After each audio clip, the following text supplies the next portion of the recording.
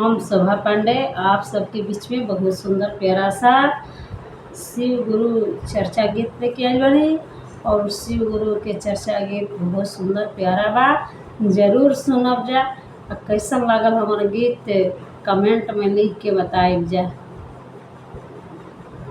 अरे भुलाइए गइनी रे सखिया, भुलाइए गइनी रे सखिया, भुलाइए गइनी रे सखिया, भुलाइए गइनी रे सखिया।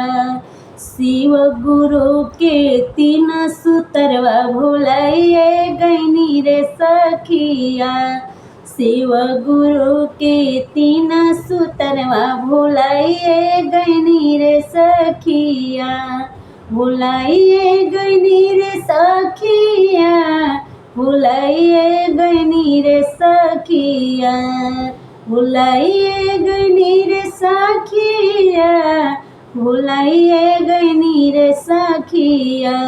भोले बाबा के तीन सूत्रवा भुलाइए गइनी रे सखिया, शिव गुरु के मिलल मंत्रवा भुलाइए गइनी रे सखिया।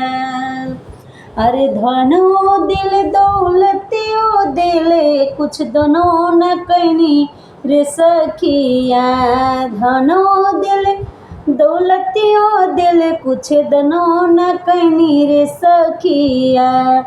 शिव गुरु के मिलल सूत्रवा भुलाइए गइनी रे सखिया, भोले बाबा के मिलल मंत्रवा भुलाइए गइनी रे सखिया।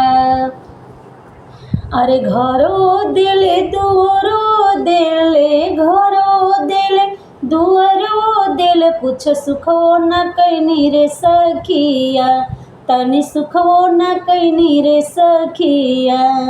भोले बाबा के तीन सूत्रवा भुलाइए गइनी रे सखिया, भोले बाबा के मिलल सूत्रवा भुलाइए गइनी रे सखिया, भुलाइए गइनी रे सखिया, भुलाइए गइनी रे सखिया, भुलाइए गइनी रे सखिया, भुलाइए गइनी रे सखिया।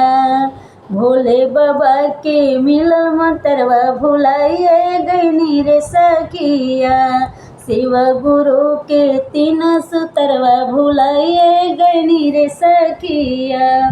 बेटा देले पोतोहियो देले, बेटा देले पोतोहियो देले कुछ सुख न कइनी रे सखिया, बेटा देले पोतोहियो देले कुछ सुखवो न कइनी रे सखिया।